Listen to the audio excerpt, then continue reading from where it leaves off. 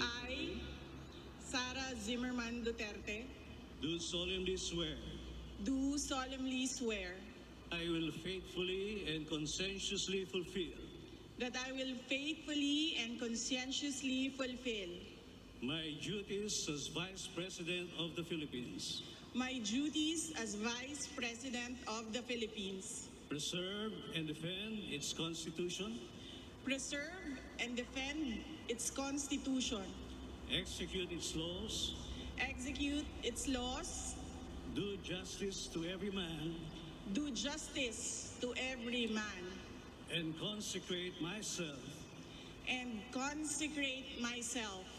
to to the service of the nation. the service of the nation. So help me God. So help me God. Congratulations and all the best, Madam Vice President. Thank you.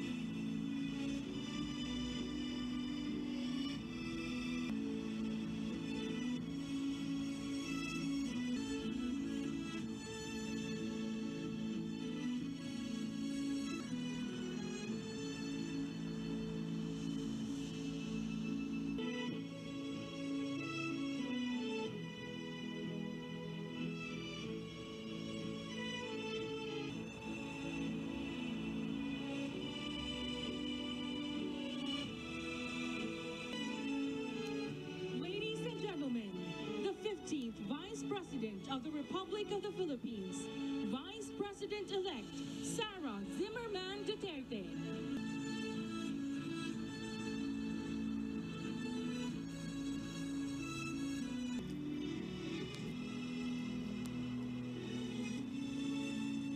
Assalamualaikum to our foreign guests, sa aking mga kababayan. Magandang hapon po sa inyong lahat. Maayong hapon sa inyong tanan.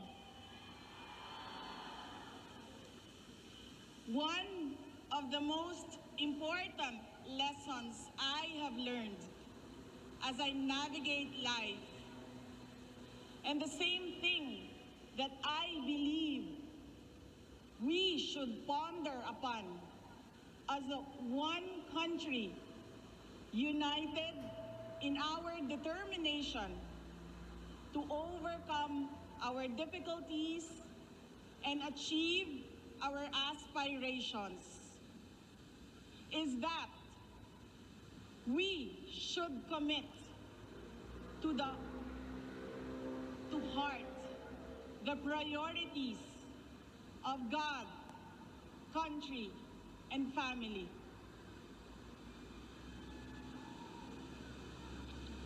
My life is a testament to the power of a God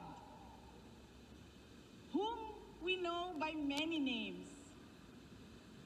My younger self was consumed by a dream to become a doctor. I pursued a pathway that I thought could help me realize that dream. But I was directed toward another way. And now I am a lawyer. When I committed myself to governance and public service, I was also determined to finish 3 consecutive terms as mayor. That will not happen anymore. I am now the Vice President-elect.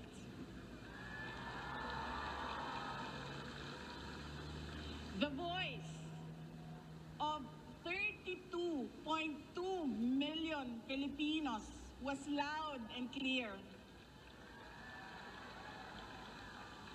With the message to serve our motherland. And this message has been reiterated in my oath to consecrate myself to the service of the nation. There is a God whose will transcends the desires of our hearts,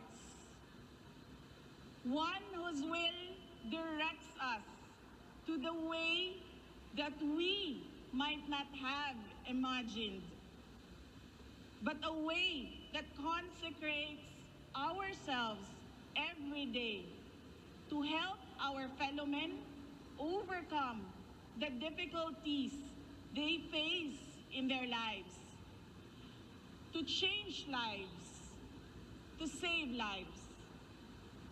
If you all take a moment to listen to the call to serve and decide to heed the call, in the same way that many are already devoting their lives as hardworking farmers and fisherfolk that ensure that there is food on our tables, dedicated health workers who help the sick, brave soldiers who fight for our country, honest and fair entrepreneurs who support our economy, patient school teachers that guide our children, I believe the country will be heading towards a future of hope, security,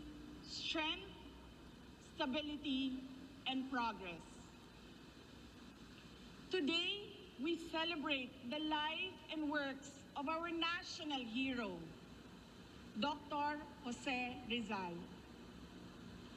May his memory light up the fire within us to become patriots. Rizal taught us that selflessness and sacrifice could change our country's fate and shape our children's future. The bravery of Rizal completes the fabric of our identity as Filipinos. Magkasama sana tayong bumangon bawat araw, kasabay ang nag-aalab na pangako sa ating mga puso na mahal natin at patuloy nating mamahalin ang Pilipinas hanggang tayo ay nabubuhay.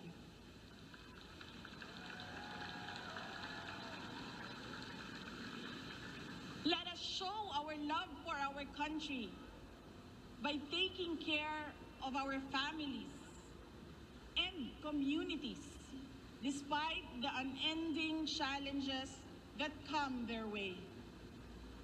Today is Father's Day. This is a time for families. But you are here with me. Daghang salamat sa inyong pagtambong ug pagkuyog kanako niining adlaw. Happy Father's Day to all the fathers who make sure that another person is given the best of everything. Today, our children are facing a very complex future, one that is rife with conflicts and uncertainties. Some of these challenges include the winding cycle of poverty, the trauma of broken families, the lifelong baggage because of irresponsible and bad parenting, the abandonment issues due to an absentee parent, the anguish of gender confusion and discrimination, the destruction brought about by drugs, the lure of easy money in criminality, cases of HIV and other sexually transmitted diseases,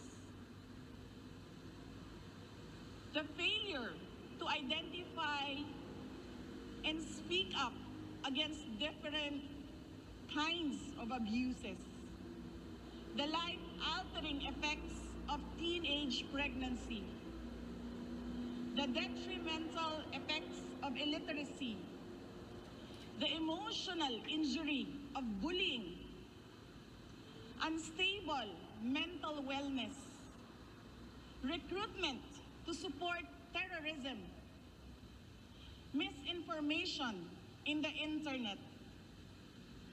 The list could be endless. A strong, loving, happy family sets down all the basic foundations essential in the development and growth of a child. At home, parents have the duty to teach children the values of integrity, discipline, respect, and compassion for others. And we should never forget that it is the duty of each Filipino family to emphasize that education begins at home. Atong isilsil sa ilang alimpatakan na ang maayong pamatasan, edukasyon, ug pagpaningkamot maoy magdala kanila palayo sa kinabuhi nga puno og kalisod, padulong sa maayong kinabuhi nga ilang ginahandom. We should not, as we cannot afford to squander the future of our children. The days ahead may be full of challenges that call for us to be more united as a nation. But let me reiterate this. We can never go wrong if we are a people dedicated to honoring the will of God, to serving our country and our fellow men, and protecting the integrity of our families and the future of our children. Ako po si Inday Sara, a proud Davaoeña, very proud, a proud Mindanaon. Hindi ako ang pinakamagaling o pinakamatalinong tao sa Pilipinas at sa mundo. Ngunit walang makakatalo sa tibay ng puso ko bilang isang Pilipino. Mabuhay ang Pilipinas! Daghang salamat.